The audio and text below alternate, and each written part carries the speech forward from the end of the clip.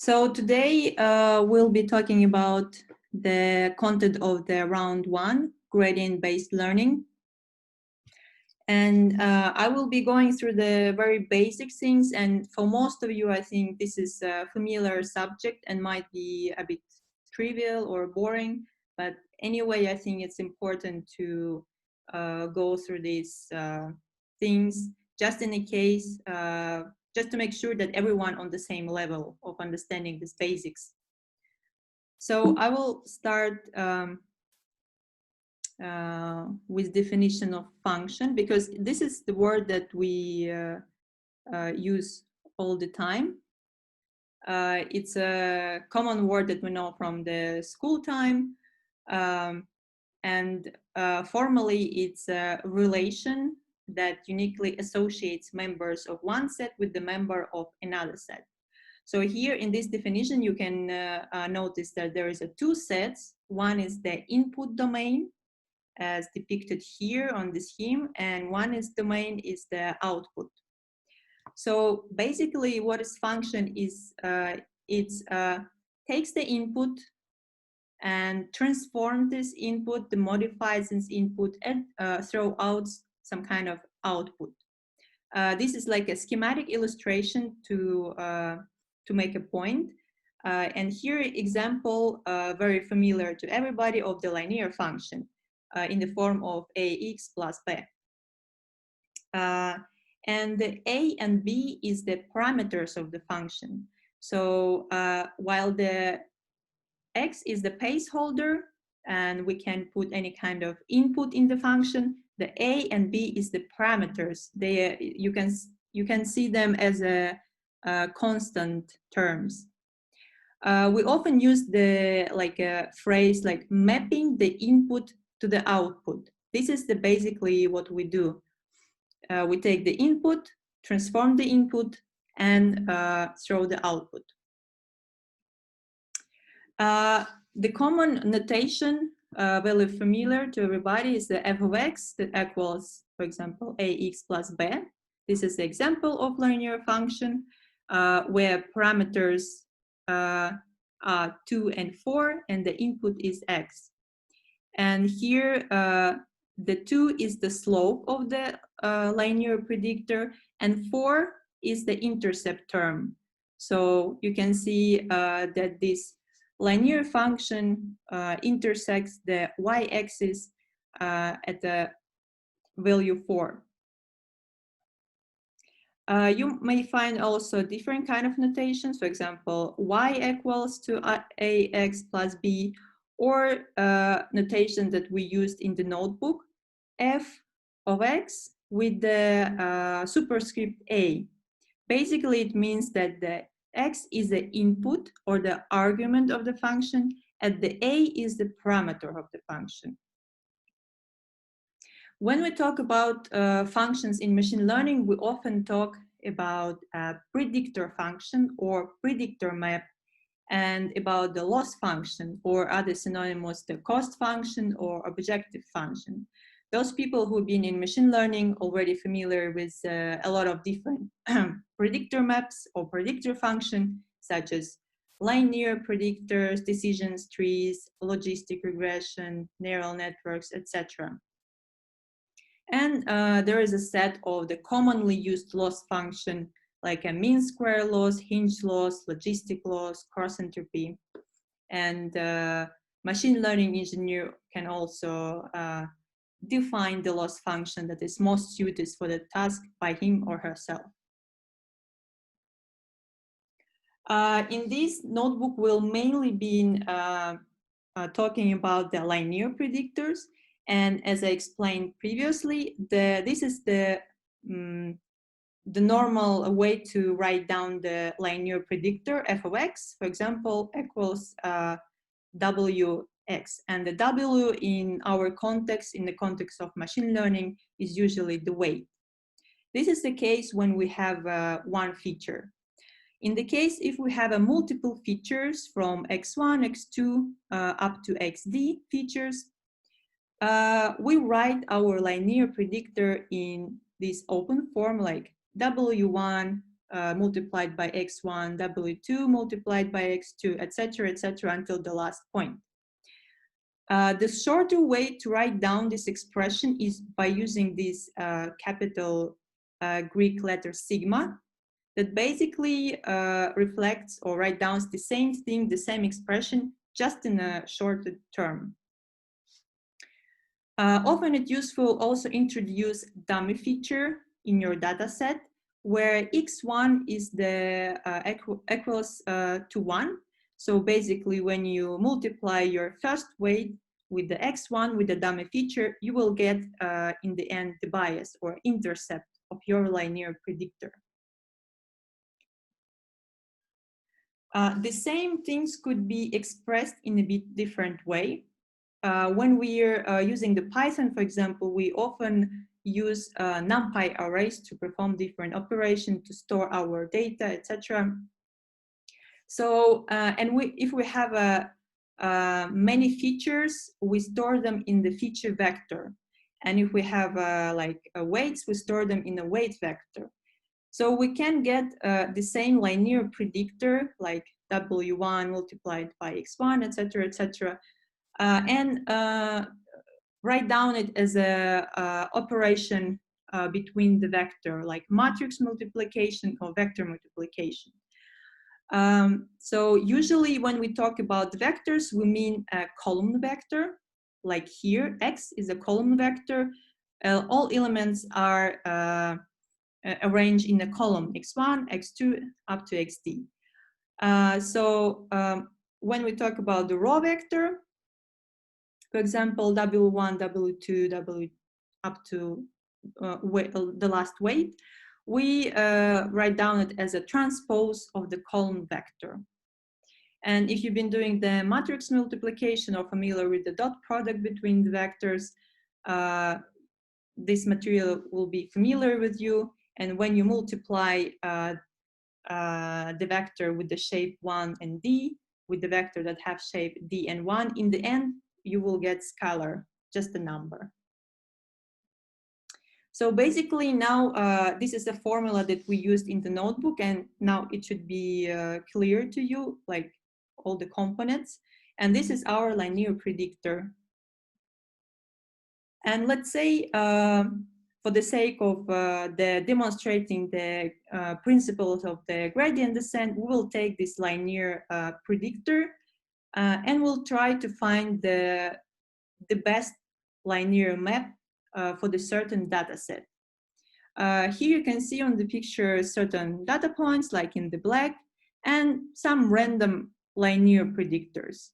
These linear predictors have different slope that expressed in these numbers. For example, for the red line, it's a 2, 0.55, and different intercepts. So how are we gonna choose our linear predictor? And here we just drew only 3 of them, but in reality we can drew a lot of them. There's an uncounted number of linear predictors that we can choose. So how we choose it?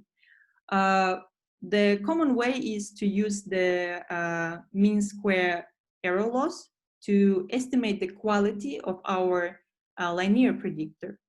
Basically, what this loss function does is minimizing this prediction error. For this data point, the prediction error is quite large, as you can see.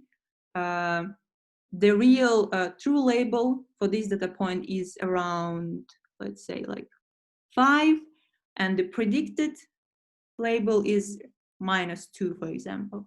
So what the loss function does is trying to minimize this prediction error. And not just prediction error, but prediction error squared. As you can see here, it's a difference between the true label and predicted label squared. And we take the average of this loss over all the data points. We can simplify our case even more. For example, let's choose only one data point. We have one data point in black that have some feature, one feature X, and some true label y. So we have one feature, one weight, and we have certain linear predictors without intercept. So they are all coming through the origin. So we need to choose the best linear predictor just by changing the slope of these lines, linear functions. So basically what we can do, we can try different values of this weight, W, and see how this affect the loss function. Is the prediction is better or is the prediction is worse? This is the same as if we plotted the loss function with respect to the weight. Loss function of this form is a quadratic function. So basically it's this parabola that depicted in red. And just by looking at this plot, we can say, okay, so here in the up, the loss function has a large value. So we need to go down to the bottom of this parabola. And visually, we can find that this is a minimum of this function.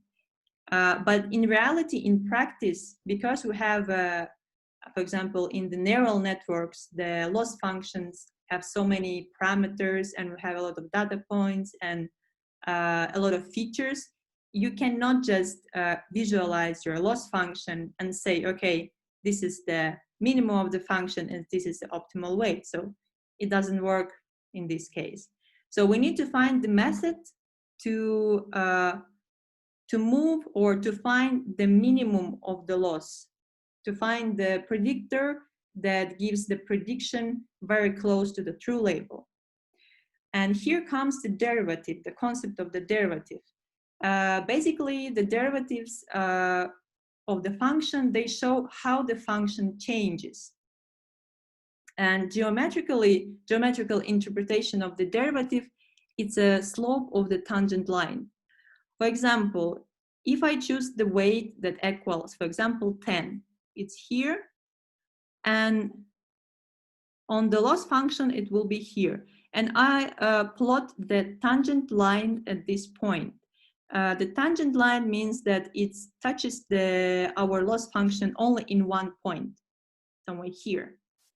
And we drew the line, tangent line there. And the slope of the line, how steep the slope, is telling us how our function is changing. For example, this slope is positive and it goes kind of up. So we know that our function is actually growing. So when the derivative of the function is positive, it means that the function is growing. When the derivative of the function is negative, for example, if we would have the tangent line here, like a mirror image, here the value of the derivative would be negative, and that would mean that our function is actually going down. And when the derivative is equals 0, it means that it's somewhere, that it's found some extremum points, maximum or minimum. For example, in this animation, you can see a bit more complicated function. And you can see the tangent line that going from the left to the right. And here in the bottom, the values and the sign of the derivative. When the function is growing, the derivative is positive. When the function reaches maximum, the derivative is 0. When the function now is decreasing, the values are quite large and the sign is negative. And now it's going up, the function is increasing, and the derivative is positive. So basically, the derivatives are helping us to understand what's happening with the function at a certain point. Is it increasing? Is it decreasing? What's happening? We can use this information in order to find the minimum of the function. Basically, if you know that your function at this point, at this some random guessed value of weight is increasing, so logically we need to go to the direction opposite. We need to find the minimum of the loss function. So we need to go to the direction that is opposite to the increase of the loss function. So we make a small step to the opposite direction, and this is going to be our new guess, our new weight. If you're coming from the different side, your derivative will be negative. So you will be taking steps in a different direction from left to right. In making these small steps to the direction where the loss function is decreasing, you finally reaches the minimum of the function. So this is basically a principle of the gradient descent. So here, to find our new guess of the weight, we need to find what is the derivative of the loss function. So, and in the notebook, we've been going through the derivation of the squared L loss. So to find the derivative of the squared L loss, you need to know few derivation rules and the chain rule. And after applying these all rules to this expression, in the end, you will get this expression. So in summary, for the simplest case, if we have only one data point, we have one feature and logically one weight, our predictors has this shape, this form, and this is our loss function. And what we do in order to find the next optimum guess for our weight, we first compute the prediction given the current weight. Then we compute the derivative of the loss function for this data point, and then we update the weight. If we have not one data point or many data points, the same principle stands. What you do, you just need to compute predictions for all data points, compute derivative of the loss function for all data points, take the average of it, and plug in here. That's it. That's the only difference. If we are talking about multivariate function, for example, we have not one feature, we have many features. So our function have many parameters. We have not one weight, but weight vector. In this case, you need to find not the derivative, but the gradient of the function. So the principle, the idea is absolutely the same. It just spreads a bit in different dimensions. In this case, you need to find the partial derivative of the functions and compute the gradient. And the gradient will tell you, the gradient will point on the steepest ascending of the function. So how the, in which direction the function is increasing. So to find the minimum of such a function, we need to go to the direction which is opposite of the gradient.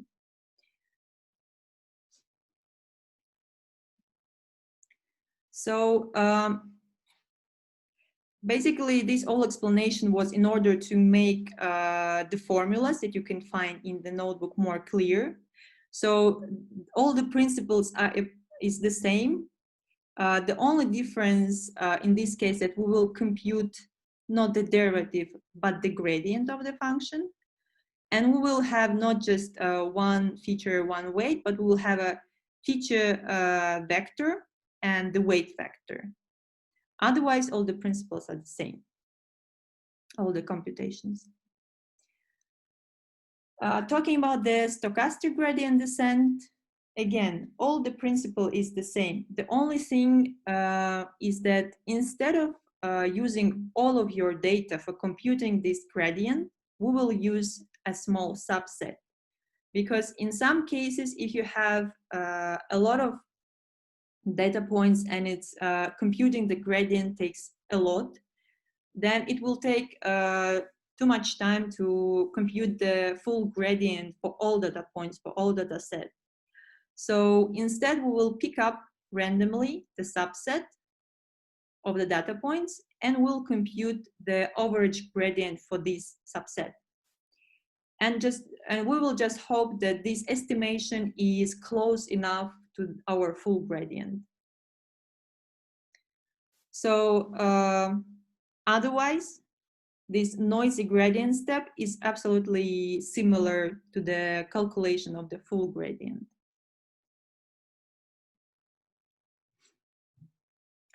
In the notebook, we also introduced a few terms like batches and epochs and the total number of iterations. So to make it a bit more clear, there is a picture with the example of the data set that have 50 data points. And we divide all these data points on 5 blocks, on 5 batches of the size 10. So we will make in total 5 iterations to go through whole data set. We'll pick up a first batch consisting of 10 samples and send pass to our algorithm. Our algorithm will compute this estimation of the gradient and will update the weight. Then we'll pass the new batch and it will perform the same operation again and again and again and again. And when we finish to go through all our batches, we finally completed 1 epoch of the gradient descent. And here you can see some kind of calculations just to make it a bit easier to understand how it's calculated. Concerning the code in the notebook, I don't think that there are very some difficult points there. The only thing that maybe I need to clarify, for example, here we use mostly the vectorized implementation. So whenever it's possible, we will try to avoid any kind of for loops and instead work with the matrix multiplication or vector operations. For example, if you take a look here, where we compute gradient of loss function, I use all whole matrix, feature matrix, and all of the labels for the data. But actually, you can implement the same function, but you can first calculate the gradient for 1 data point, then for the 2nd data point, then for the 3rd data point, and etc. And then make an average by using the for loops. So it's not incorrect and maybe it's more understandable, but it's a bit slower. So if you're interested, you may write down the shapes of the matrices and vectors and make sure that all the dimensions are compatible, and in the end we will actually getting the dimension that we're supposed to get.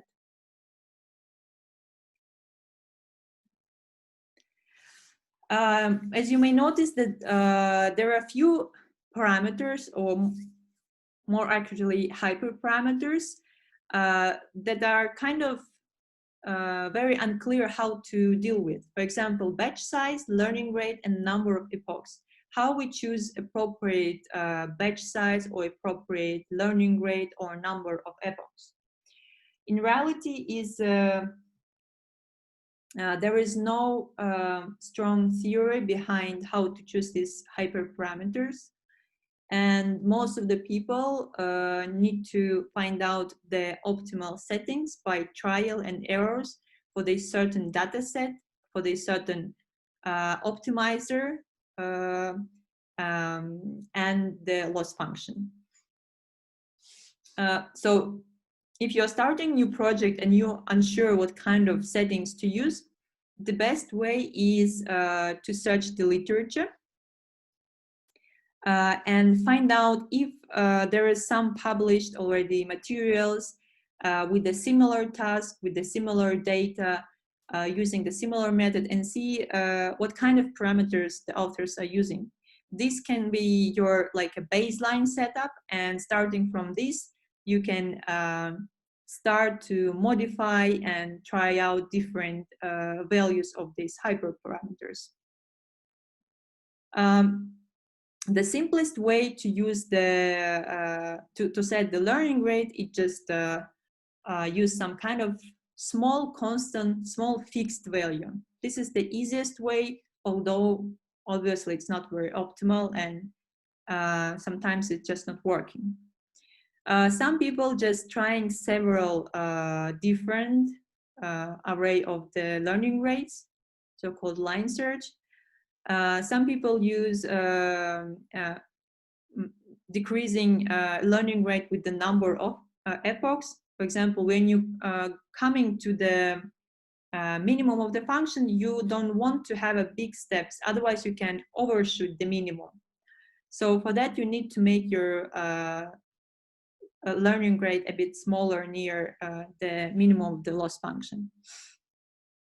In reality, for example, the Keras library already have implemented different kind of more advanced settings for adjusting the learning rate. It has so-called learning rate shadows API with the different kind of learning rates. There is an exponential decay, polynomial decay, inverse time decay. This option is a bit more advanced, but you always can go to the documents and check out what the precise formula, how the learning rate is implemented. The same for the number of epochs or when to stop the gradient descent. There are plenty of different opinions on that, and some advanced techniques that take into account what kind of loss function, what kind of optimizer do you use. But the easiest way, the simplest way, is just use the fixed number of iteration, or stop the gradient descent algorithm when you don't see any improvement, when your loss is not improving anymore. This is a bit naive approach, but as a starter, it's I think will suffice. So the gradient descent, in a way, a bit not very smart algorithm. The gradient descent just moves to the direction of the steepest descent, but sometimes it's a not very optimal approach. For example, in this figure, you can see like contour plot. You can imagine like 3D bowl shape function that is a bit squeezed from the sides. So it has this ellipse form.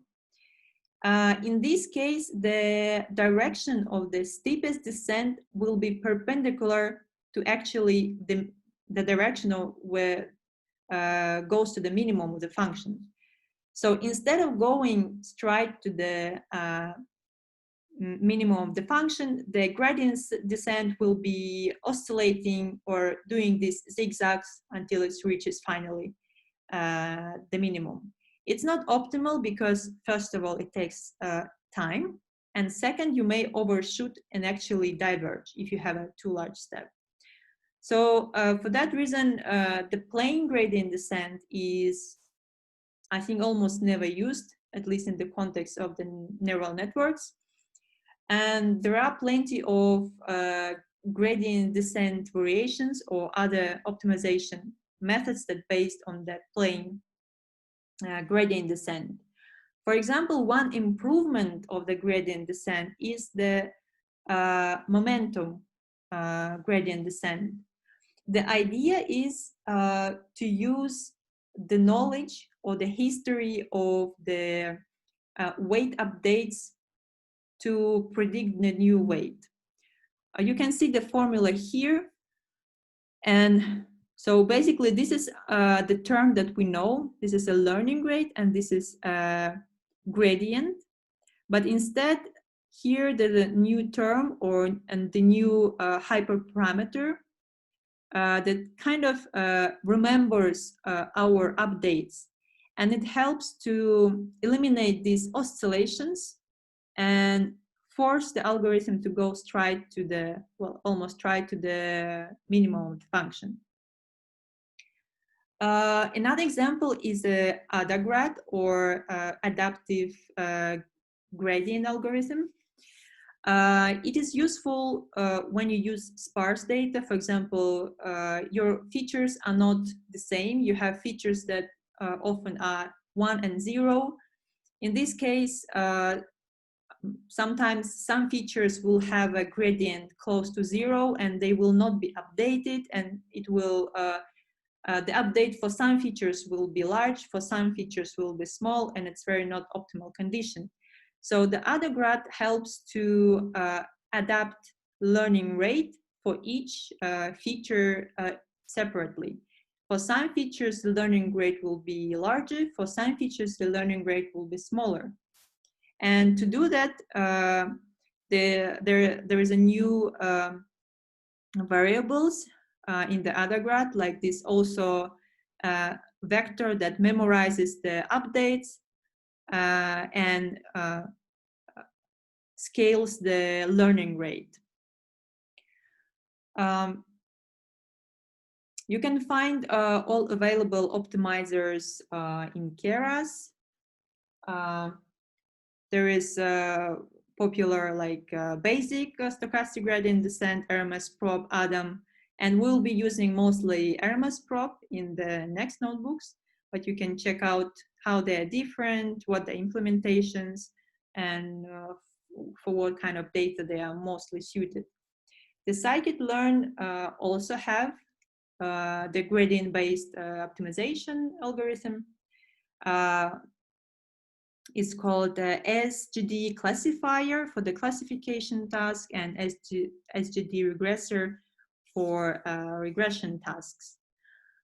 You always can go to the source code and check what is the implementation. Of course, the implementation of the gradient-based algorithm there is much more complicated.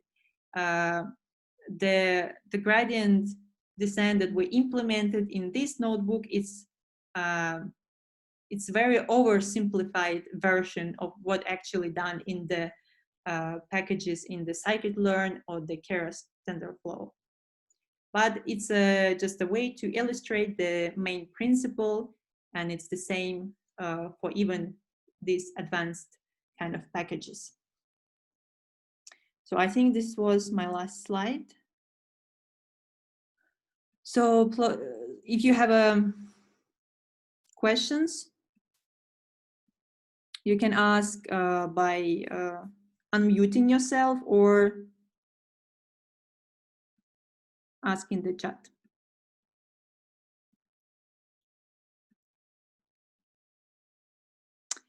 So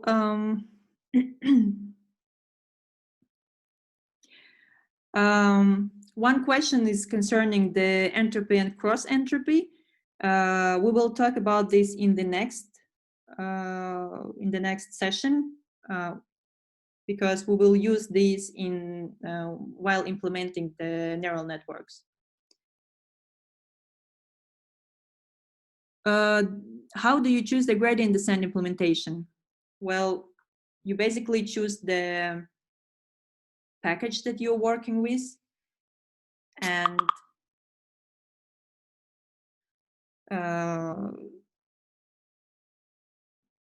I don't think that there is a obvious advantages of using some implementation over the others.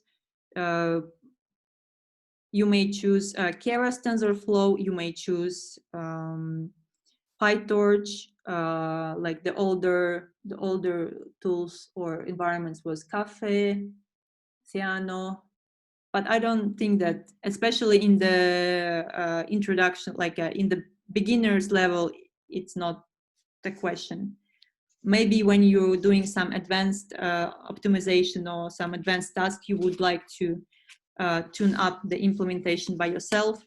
but for the time being, I don't think that is a problem that concerns us.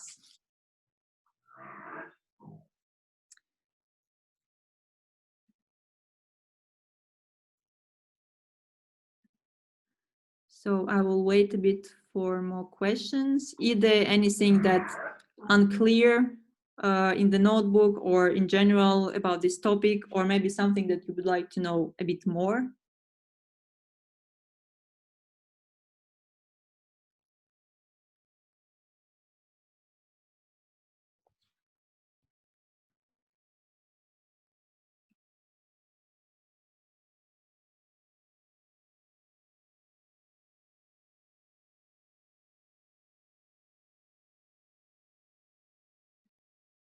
Okay, I don't see. Yeah, for sure. I will load the lecture and the slides in my courses, so you can find it there. Okay, thank you. Otherwise, I don't see. Okay, there is one question. What is the advantage of using Google Colab over Aalto Jupyter? For now, there is no advantage. I actually prefer like a normal Jupyter notebook run in a local computer, local environment. But the problem is that for the round 3, 4, and 5, you will need more computational power and the GPU that Google Colab provides freely. For example, for the round 3, it took me to train the network that we're discussing there, like 1 hour on my Mac laptop. It's a bit too long. So for the last notebooks, please use Google Colab or the notebooks with the GPU.